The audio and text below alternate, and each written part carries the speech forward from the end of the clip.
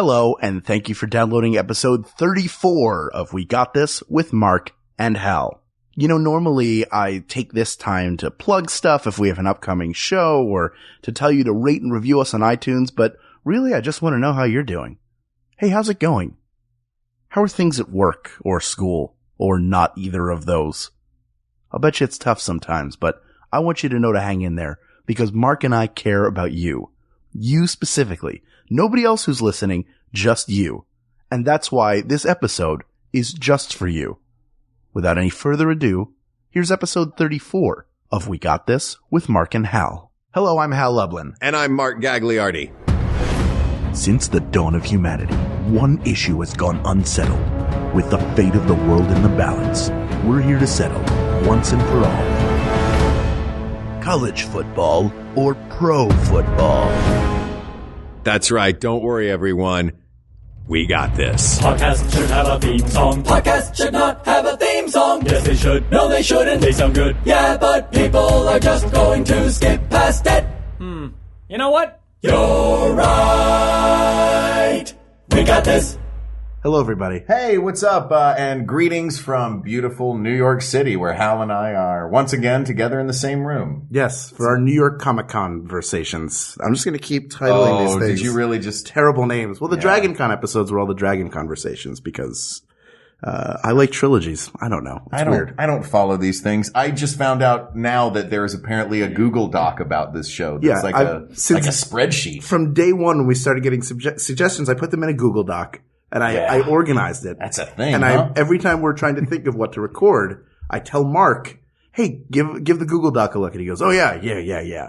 So today he saw it for the first time. Yeah, it's really thorough. And it's what, 8 months after we started recording these? So today we are going to talk about football. I don't know how many of our listeners are fans of sport in general or football in particular, but we wanted to talk about college versus pro football. Yes, this was suggested by Gregory Sasser-Miller, who entered it on our Facebook page. So thank you, Gregory. We have at least one sports fan who listens to the podcast. Thank you, Gregory. Yes. And we have with us a very special guest who is here to talk about college versus pro football. We figured who better to talk about sports than the head writer of The Daily Show, Zhubin.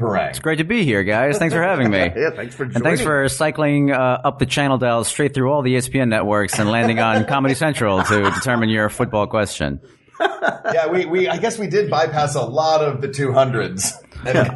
Easily 1,000 other people much more qualified in this neighborhood alone to talk about this. No, but you're a big football fan. I'm a very big football fan, so I definitely have that level of passion and ignorance that most football fans have. So I'm probably I'm probably the best example of like the mean football fan to talk to. Just on an average, really? Yeah, just by the average mean. I care a lot about the sport. I care. You mean average mean, not like anger mean. No. Although I also very mean. Like also my fanship is very passionate, violent to a certain degree, irrational and frequently upset. And I think most football fans have that element to their fanship. So I think I'm firmly within the average American football fan. So can I guess from that description of your passion that you're either a Raiders or Eagles fan? You would think so. The pro team I like, and this passion is very irrational, are the New York Giants, who in the past 10 years have won 2 Super Bowls, and I am still so pessimistic and bitter and angry to be a football fan because of the New York Giants. Well, you also, Zhubin and I grew up together in Tennessee. We spent high school together and frequently watched Tennessee Volunteers football games. We just watched it last week. We did, which is why we wanted you for this particular topic, because I know you're both a college and a pro football fan. Yes. But you really are a defeatist when you watch a game. Like, 100%. You will be, I've watched Giants games with you where the Giants are winning. You're like, they're going to blow it. They're going to blow this one. But they blow it is a thing. And then Tennessee, this last week's game, they just beat Georgia yesterday. But the previous week's game that we watched was them losing to Arkansas in a very humiliating fashion. Yes. A week after they had lost to the Florida Gators in a humiliating fashion. 2 weeks before which they had lost to the Oklahoma Sooners in a humiliating fashion. But a year after having a humiliating season, the year before which having a humiliating. You really are that kind of fan, though. I'm an optimistic fan. I tend to look at a game and I'm like, you know what, guys? we'll get them next week. Even down to a 2-minute drill. I'm like, we can run a 2-minute drill in 1 minute and then get a fumble recovery and then run another 2-minute drill in 1 minute. And we can win this game. It is very frustrating to watch football games with you because you have such a wildly optimistic view of what could be done in the game. And at the same time, I recognize that if we lose a touchdown or if we get a touchdown scored and that's the first quarter, I'm ready to leave the bar right there. I'm like, well, that's the end of the game. Honey, let's go. Let's go. We got that parking spot way far away. Somebody needs to mold the two of you into like the perfect football fan. On average, we're a pleasant person to watch football with. Yeah. I'm in your camp, Zhubin. I'm like, my football team, the last time they won a championship was in 1960 before the Super Bowl existed. So like every year, I'm just, how are they going to screw it up? We went to 4 straight NFC championship games and lost 3 of them, I think. Yeah, with McNabb on that one too, right? That was very sad. Who I went to college. I went to Syracuse for all 4 years of his eligibility. So I went when Syracuse was actually decent as a college football team, but not great. So I don't come from like a grand tradition of college football. Syracuse is more of a basketball school. Mm-hmm. But so for me, it's pro and it's just like the Willie Loman, that feeling of like, oh, another difficult day. I'm just going to give up on everything. We'll all just turn into dust by the fourth quarter and get blown away by a fan. And you have actually a very terrible fan base in Philly. My brother, I always tell the story that my brother told me he went to college in Philly. Mm-hmm. And once while he was there, and it was during McNabb's, stay, when he was a quarterback there. Yes. And at one point he was watching, the local news after Philly had lost a football game.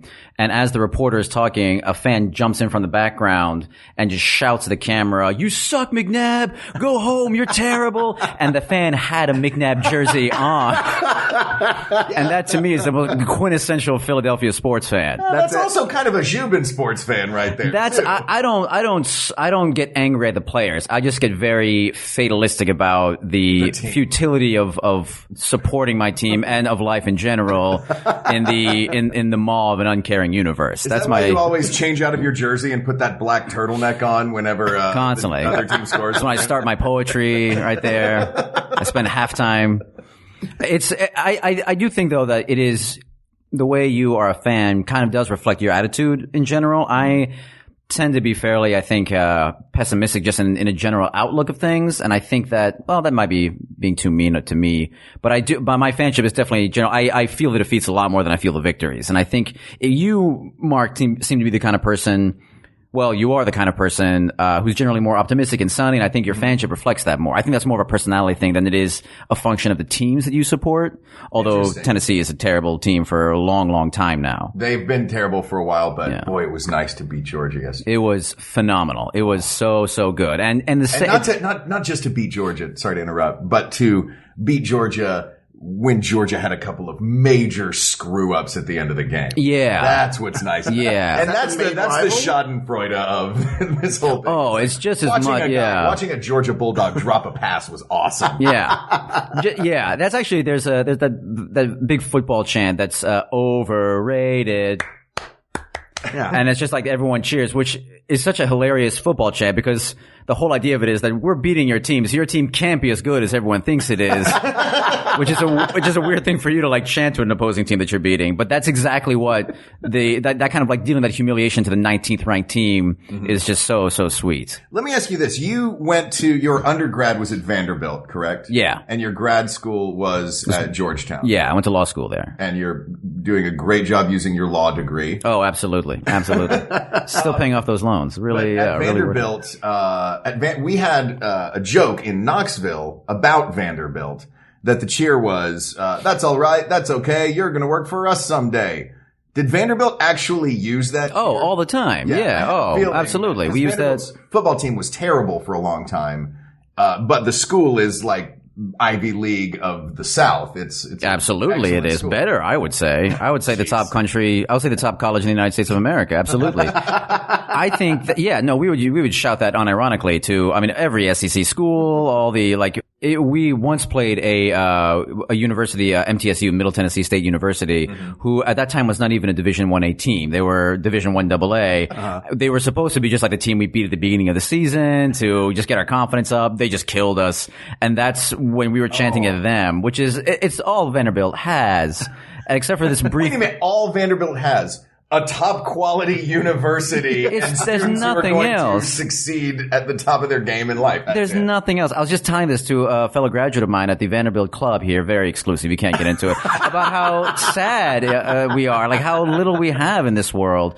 And then we obviously, before we went off to our own Uber VIPs, we commiserated a bit that there's no justice in this world. And you put out your cigars into the poor people that were bent over as your human ashtrays. Well, we pay them a very fair wage. We pay them half of minimum wage. You are princes. Yeah. I would feel bad if I went to one of those schools that every year you knew your first game of the season. You're like, oh, well, we're going to be someone's good night. So, I guess, you know what? Fine. We'll go play Tennessee let them have their first victory. It's weird because there's apparently a huge payment. They get like a lot of money from, Really? Yeah, like that. It's not free. Like they definitely, which is even more, I feel like it's even more crushing for the players because it's not the players see that money. Yeah. So to have the coach come in and be like, well, Tennessee gave us $500,000 to, get our butts kicked by them. So bend over, boys. Yeah. But hey, we're at least going to get like a new like treadmill in the gym, and then a bunch of other people on top of above you will get raises. It's just, I feel it's even more crushing for the players. Since it's time for practice, why don't you guys run a lap in the wall, play some Xbox? Yeah. How's that sound? All right, let's get to the topic at hand. We have been discussing college football and professional football. The question today is, which is the superior form of football, college or pro? Anybody have a starting point that they want to begin with? Well, I mean, for me, I'm definitely a pro guy. I mean, I went to Syracuse, which had some college pedigree to it when I was there, at least. Now they're not a very good team, but I grew up with the Eagles. That's what was in my city. And for me, college football is for areas that don't have pro teams. You gravitate towards it. So even if you didn't go to, if you live near Syracuse, you're a Syracuse fan. There's no professional team for you to follow. You maybe like the Buffalo Bills, but they're not your team. It's whoever's near you is your team. So for me, it's pro. And because of that, I think it's a better fashion of football. Well, I resist the notion that college football is the understudy to professional football. It's like, oh, no. Just because the only reason to watch college football is because you don't live anywhere near a pro team. That's because there are there are cities that have great college football teams. Sure. And great pro teams. And people will go to both. They'll go on Saturdays and Sundays. I tend to lean toward being a college football fan because I like all of the pomp and circumstance around it. I like tailgating. I like that you follow a team because it's in it feels more, the fandom of a college football team feels more blood rooted in community and it feels like more of a lifestyle. It's like a religion in the South. But that comes from, Zhubin and I both growing up in Knoxville, and Knoxville is very much a college football town. But I do think that loyalty is rooted in a deeper bond than with pro football, because pro football always has the understood idea that the motive here is profit, and that if the team at any point feels like they can get even $1 more in a different town, they'll pack up and leave. I think right now in the NFL, they're talking about 3 separate teams moving to LA. Right. Yeah. And although I am a Giants fan, there's always that element of cynicism that comes into the picture when you recognize that money is involved, because money destroys everything. I think it destroys loyalty, it destroys idealism. Once someone says that that we're able and possibly willing to move the team somewhere else, you never really feel that same loyalty that you do with a university that is not going to get up and walk away anytime soon. The University of Tennessee is never going to become the University of Michigan because the University of Tennessee's fan base is not pumping out enough money. But they will always work for people who graduate from Vanderbilt. But they'll always work for Vanderbilt University graduates. Let that be very clear. Well, yeah, I mean, even you look at the Browns. Like the Browns, they were the one thing that Cleveland like held on to. Like, this football team was the heart and soul. I don't mean the only thing in Cleveland. There's a lot of cool stuff in Cleveland, but they were the heart and soul of this town. And the Browns packed up and moved to Baltimore. Name 3 other things in Cleveland that are cool. Rock and Roll Hall of Fame. That's one. The Cavaliers and Drew Carey. He's not there anymore. Cleveland rocks. He went to LA as soon as he could. He moved out to LA. He even doesn't even wear his glasses anymore. That's true. They represented Cleveland to him. That's why. He burned them. All right. He can't even see. He didn't even get LASIK. He has to have he has an ear prompter. Somebody's telling him what those numbers are. The Price is Right. All right, so it's also like number 4 on that list of Cleveland. It's like the Applebee's near the riverfront. Like, there's not a lot after that. That tire fire's not burning as much anymore. And I wonder if Cleveland fans, I have a buddy who's a big Cleveland fan. I should ask him this, and not you bozos, but if the Browns that are there now feel like the old Browns, because the Browns that are in Cleveland now are technically an expansion team, right? The Browns left, went to Baltimore, became the Ravens, and then with new ownership, a brand new team that was the new Cleveland Browns opened up. They were like new Coke, so they kind of tasted the same, but they weren't. I know they got to keep the branding. Like, it was a big fight whether or not the Baltimore Ravens would be the Baltimore Browns. And I think, so I guess they got to keep the name. But yeah, it's the same way with when the Houston Oilers moved to Tennessee. It became the Tennessee first Oilers, then Titans. Yeah. Yeah.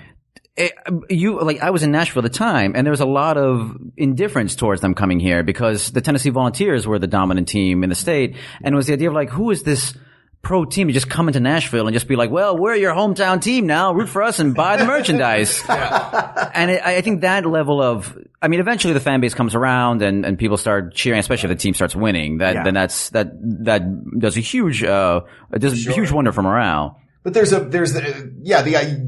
I feel like on tradition, since that feels like that's the aspect that we're talking about now. There's lots of different aspects that I feel like we can pick a winner on. On the aspect of tradition, college football has that hands down. Indisputably. For sure. That's where football was a college sport initially, wasn't it? Didn't it start as a college sport? College football was far more popular than pro football in the early days. And predated it. There was the beginning of the professional leagues, everyone was laughing at why would anyone want a pro team when they have college teams there? Right. This was 1920, so it's not really relevant now. Yeah. I do kind of wish that the pro teams would get into like the traveling to another team city and stealing their mascot. Although in this case it would be like college pranks. Yeah, it's like, oh, we just got a dude dressed as a cowboy and we're keeping him in a shark cage. Is this going to be an issue? The idea that like a pro team comes out like can't do it because they've all got like Ben Gay, like was like spraying to the crotch of the jock straps by the other team. And Aikman just keeps itching himself. The clock ticking on Dallas. What delightful mischief by the Indianapolis Colts today.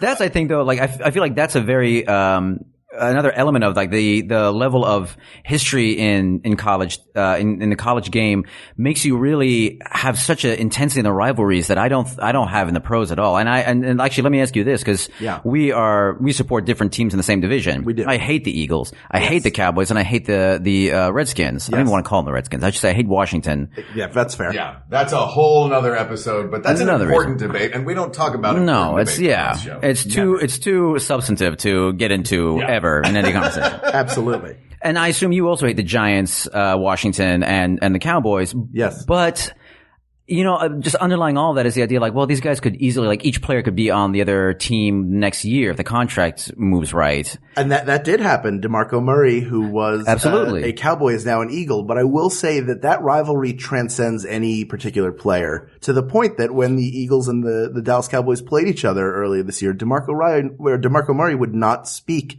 to any of his old teammates. Because that's great. Not cool. Like, we hate Dallas so much, so much. That's great. These were his buddies. Because that's a real rivalry. But I like that team identification. They went at Applebee's in Cleveland together at one time. It's like the Dread Pirate Roberts. When you inherit the costume, you become Dread Pirate Roberts. You can't be like, I'm also Steve. And now Dread Pirate Roberts likes to knit because I like to knit. Yeah, I have a life outside of this. No, you shouldn't have a life outside of that team identification. That's the whole point of the team identification. Exactly. You guys, I feel like you're getting way too into this. You guys are way too into football. It's just about having fun. Come on. That may be the worst thing somebody can ever say when you're watching a football game. Anytime someone says like, it's just a game. At least they're having fun. Like, no, they're definitely not. Yeah. I think it's the statement of, it's just a game. Quit getting worked up about it. Because it's like, yeah, I know it's just a game. Like I don't actually think that this matters in the longer run. It's blowing off steam. It's just catharsis. Yeah. Don't, it's a kind of, it's a kind of condensation. It's the condensation that just really rubs me the wrong way and gets my tabletop all wet. I just can't get enough. Can't get enough of it. All right. Well, another thing about traditions before we switch to another aspect, I don't know how many pro teams have you mentioned antics, have the sort of traditions that college football teams have. Like, there's touchdown Jesus or end zone Jesus, whatever they call it. Touchdown Jesus. At Notre Dame. There's running down the big hill at Clemson. There's the War Eagle chant at Auburn. There's the Iron Bowl. There's the Red River, now rivalry, formerly shootout. Yeah, there's all sorts of different, I don't know what the word for that, fun kind of, accoutrements to the game itself. Rituals. Yeah. The marching bands. And I think that's one of those great things about college football is they have that. So let's move on since wait, hold on. Before you just say that's what college has and pro doesn't. I don't know about any of the other dumb teams. You've really but the Eagles have a fight song and they have a touchdown chant. Mm-hmm. What is it? It's the fight song. What's the fight song? Is fly, Eagles fly on the road to victory. Fight, Eagles fight, score touchdown 1, 2, 3. Hit 'em low, hit 'em high, and watch our Eagles fly. Fly, Eagles fly on the road to victory. EAGLES Eagles. All right, that's well done. That's well done. Classic. I kind of assumed you wouldn't know what the actual fight song was. It's no Rocky Top, but it's pretty good. It's true. It's no Rocky Top. It's second only to Rocky Top. That's fair. Can we agree to that? That's fair. Sure. I feel like our last 2 episodes have just been you defending Philadelphia. I'm trying so hard. I'm not going to call it a hoagie. It's such a battered city. You will call it a hoagie. You will. All right. So there are traditions in professional football as well, but college football, I feel like they're older, more people know them. And it feels like the pro traditions ape the college traditions in a way. Yes. That's what, they're born from college traditions. Yeah. So definitely college has the edge when it comes to traditions. So moving on to an area where I'm going to go ahead and say I think pro definitely has the edge in this one. Personnel. Yes. Well, of course. Quality, yes. It's the top 2% of the college football players. But would you say, I know that that's the case with the players. Would you say that's the case with the coaches as well? Do you think that professional coaches are better than college coaches? I think they're totally different skill sets, though. The college coach's top necessary skill is recruitment.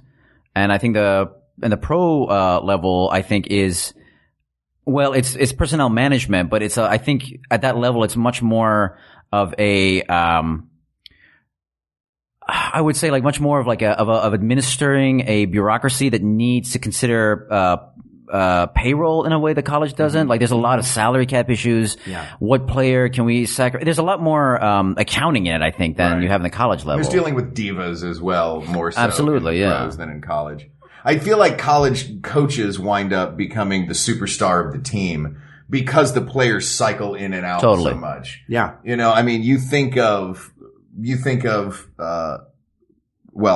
unfortunately it's different now, but you think of Penn State and you think of Joe Paterno. You still do. Yeah. Just in a different way. But I mean, and in Tennessee, everybody talks about Butch, until recently when they started talking about this great quarterback that we have now. But these guys become the icons of the teams in all sports in college. I mean, I think of Indiana. I don't think of any particular player. I think of Bobby Knight. Right. I would say with the pro level, I mean, the number of coaches I think that you can probably our household names would be maybe Belichick and Lombardi.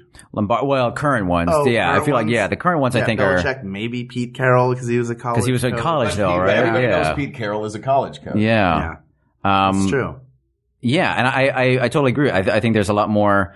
Here's a good thing though about where that works in college football's favor is the quality of players is so much lower that you get a lot more innovation in the kind of offensive and defensive schemes you run because you can have very successful option schemes and spread offense schemes because the players in the defense are so much slower and slower on the uptake, both physically slower and mentally slower than at the pro level, where those things would be immediately destroyed by the speed and mental agility of the defense. You can run some Bad News Bears kind of crazy. You absolutely plays. can, yeah. And I think a lot of like pro football like coaches will look down at the college game and be like, oh, let's try that out. And like for 3 games, they'll be like, oh God, it was a terrible disaster. Like everyone killed us. Or a team will hire a college coach to come to the pros because they had success. And that doesn't translate out. I think Bill Walsh was a guy. I think Steve Spurrier was another one. Spurrier, yeah, absolutely. Steve Spurrier. And now Chip Kelly in Philadelphia, who is not doing so well right now, was brought in because he had done so well at Oregon, and they thought it might innovate and change the game. And there are parts of it that maybe have forced other teams to adjust, but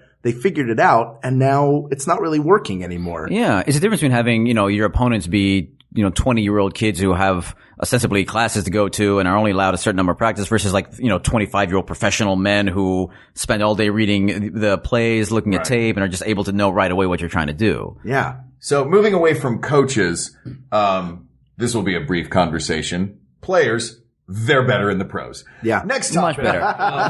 Here's one thing that I think is like the biggest, and maybe this is the biggest morally conflicting part of being a college football fan is the money. Mm-hmm. Yes. Like the players aren't paid. And I think that is, as a college football fan, a real issue for me. And I think more people every year. Yes. And I do understand the argument of they're getting their education paid for, which is in some of these schools upwards of $30,000 a year. To get this education, there are a lot on full rides, but it's things like, it's the licensing that bothers me. It's when a college player's face is out there on advertising everywhere and they're not seeing a dime of that. And it's also the fact those players aren't really allowed to take advantage of that education. You never see like NASA engineer and former defensive fullback for University of Nebraska. Like that there's never like at that level of, they don't take advantage of it. And then, and so that's just, like that's not really value that they're seeing.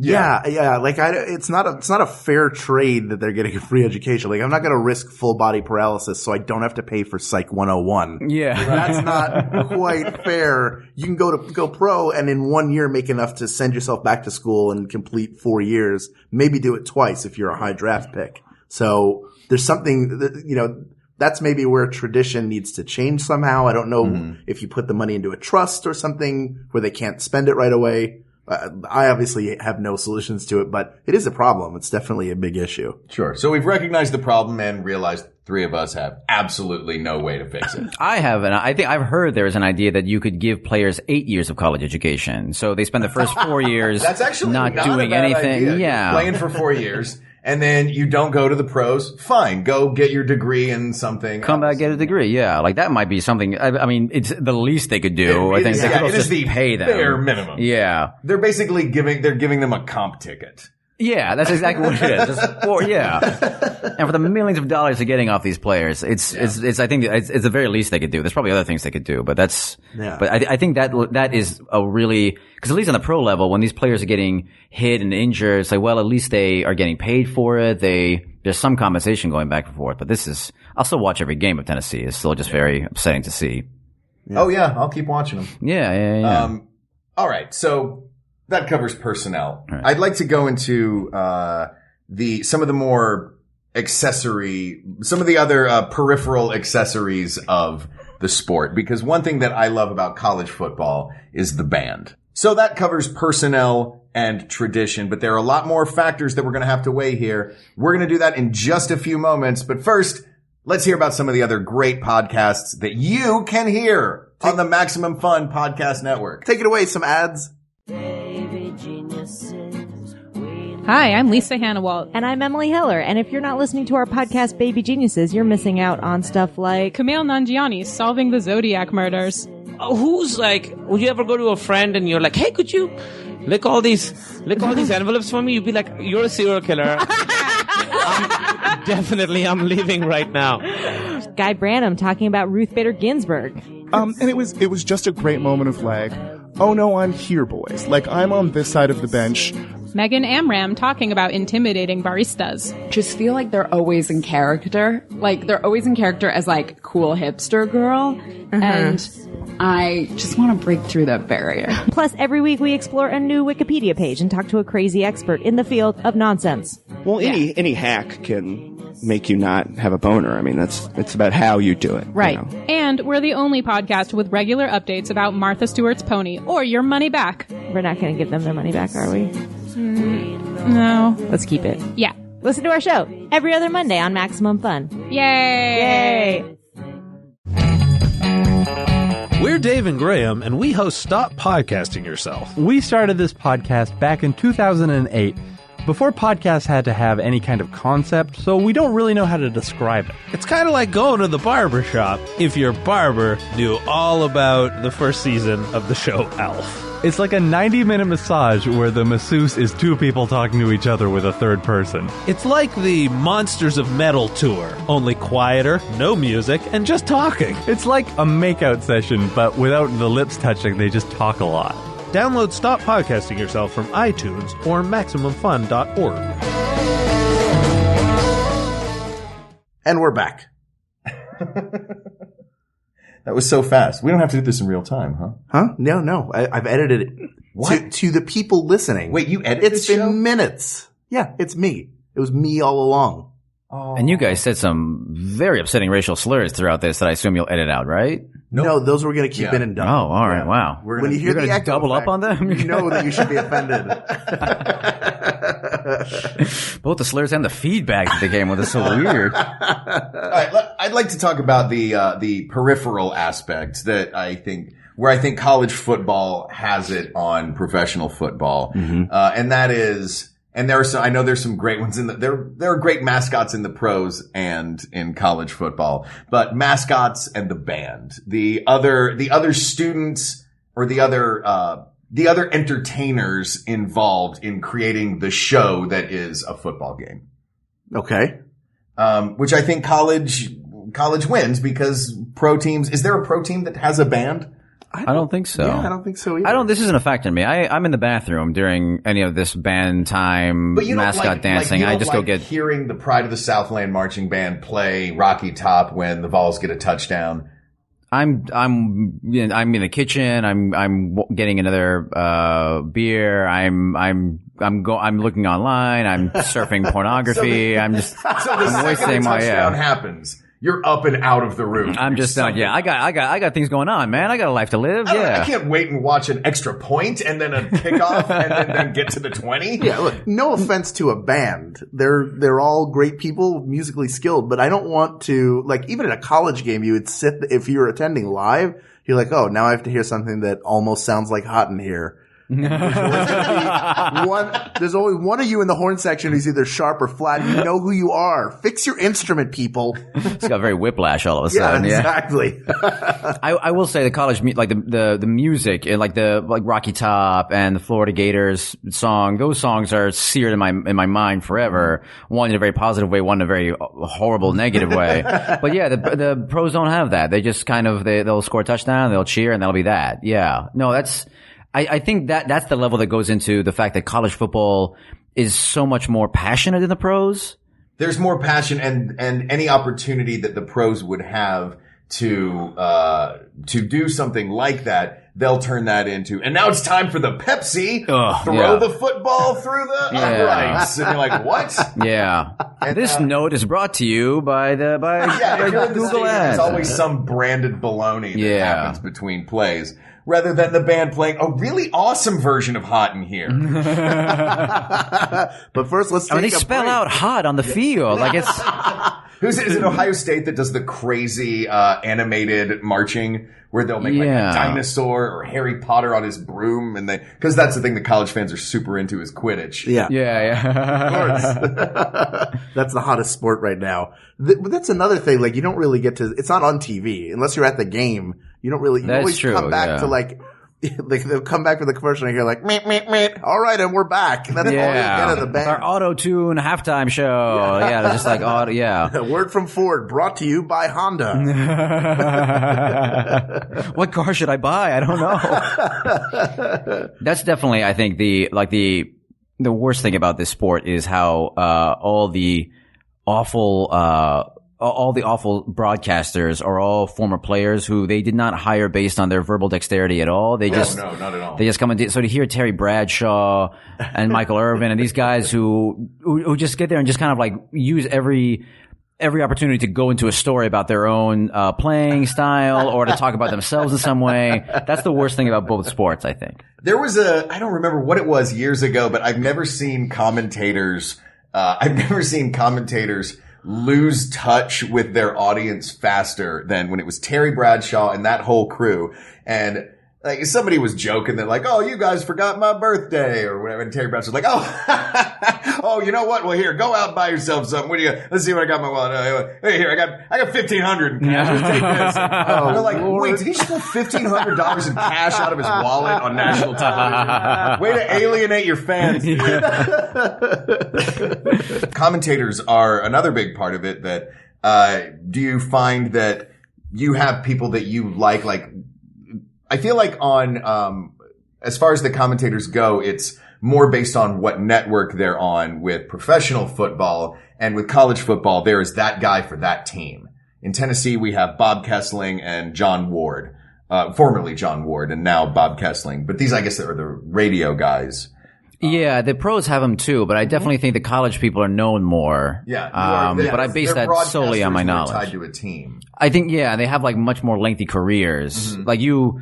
Like it's football time in Tennessee. Mm-hmm. That Kessling says is like very beloved. Is it Kessling who says that?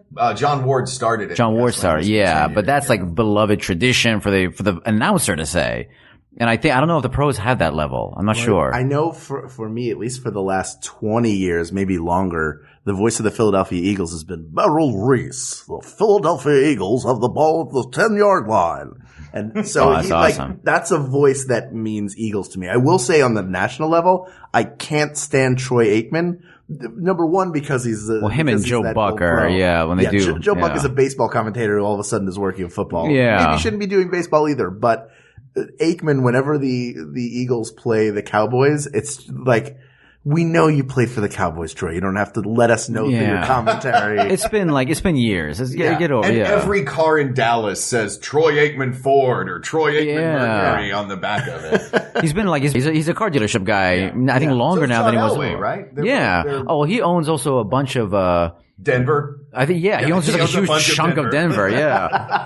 That's very true. Yeah. I mean, congrats to these guys for winning like the lottery out of the post-football career. But although it's also weird, those are all quarterbacks, right? I feel like there's a lot of like, unfortunate selectivity in who becomes famous out of the football system. And it's always, there's a right guard who's like, yeah, enjoy your dealerships. Yeah. The only reason that you have the brain capacity to open them is because I kept you from getting Enjoy your football commentating career. I'm going to go soak my knees in ice again, like I do every day. It sounds like, as we are going through this, it sounds like the theme that is emerging is the debate between skill and heart. Would that be fair to say? Sure. So very much so. Yeah. As we're looking at these different aspects and elements of professional versus college football, there's no doubt that professional football players and coach, or maybe arguably coaches, but definitely the players, are far superior players. The commentators they've made it to this level. They're probably, in many cases, superior, skilled, craftsmen. Mm-hmm. But I don't know. I don't want to let go of the heart of it. And for me, I'm always going to err on the side of college football.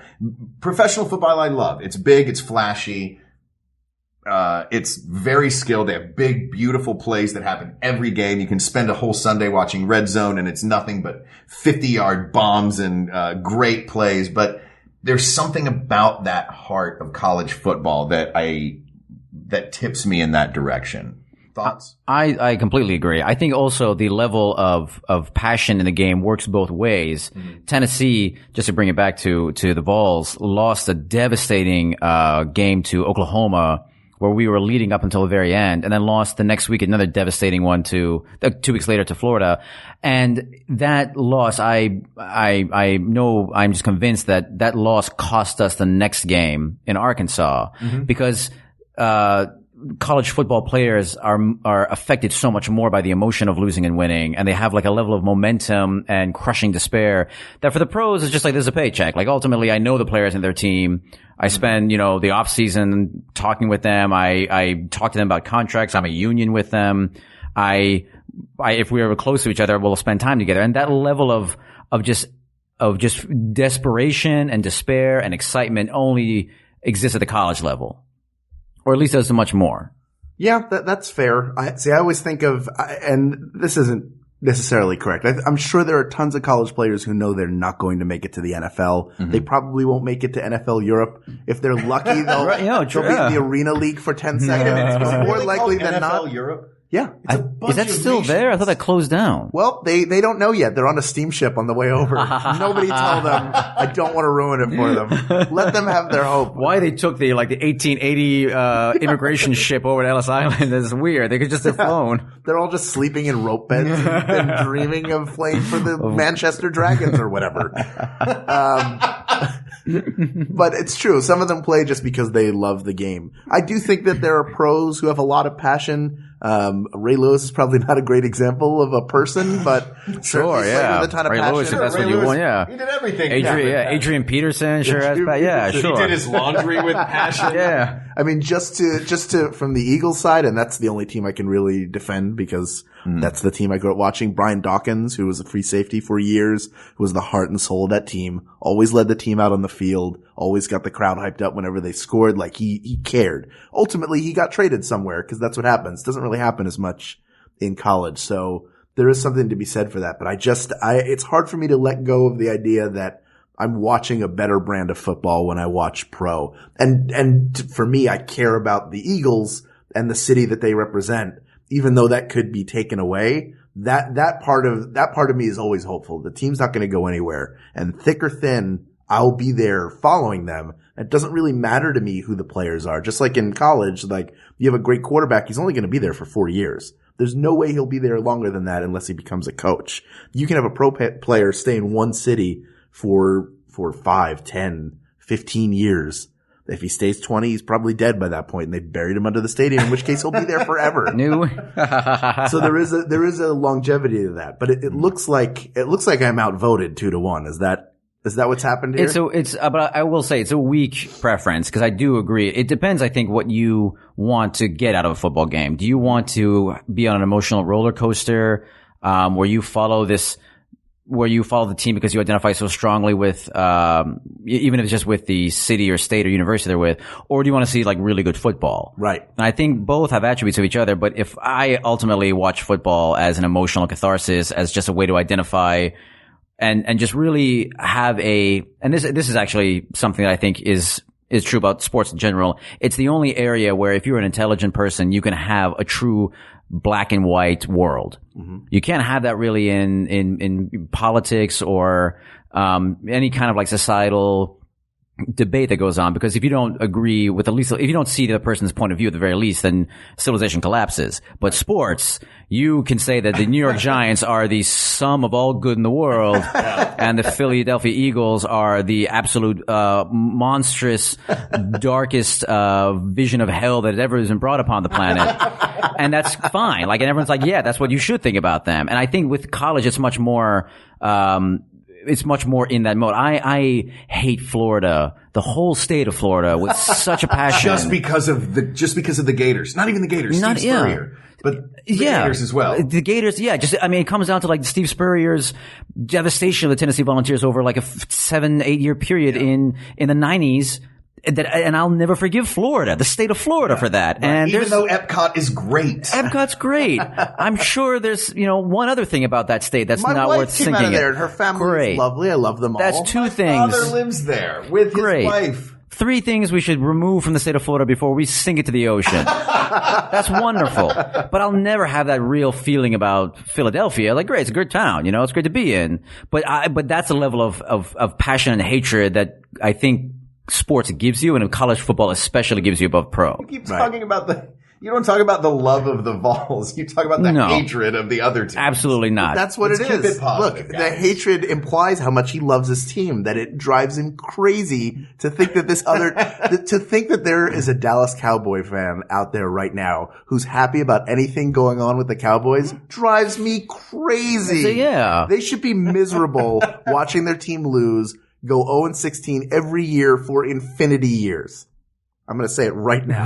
I'm marking the time code, and I'm going to put an extra echo on that. It's even stronger than those racial slurs that Mark only was saying. Hey. Incredible. Well, you were nodding your head very vigorously during them, so you were agreeing with it. Well, yeah, that's true. It's nonverbal, which is smart of you. And that was a weird ethnicity to pick to be angry at. Yes. It was very weird. I don't know what these Swahilians have ever done to any one of us. They know what they did. So are we ready to call it? I'm ready to call it. But I feel like you're the one that has to be convinced, Hal. I'll tell you what. Let's just go. We'll go majority rules here. I'm in favor of pro for all the reasons I've stated before. And I am in favor of college football taking this one.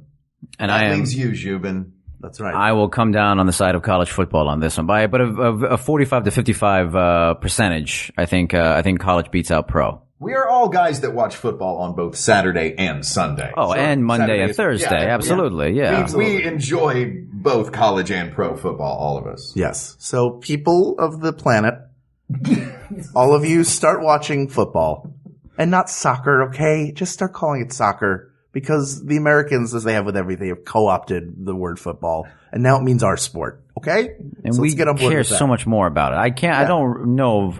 I don't think there's very much passion around the game of soccer. I think worldwide. I really wish the rest of the world cared about soccer. I wish there was just more emotion around it.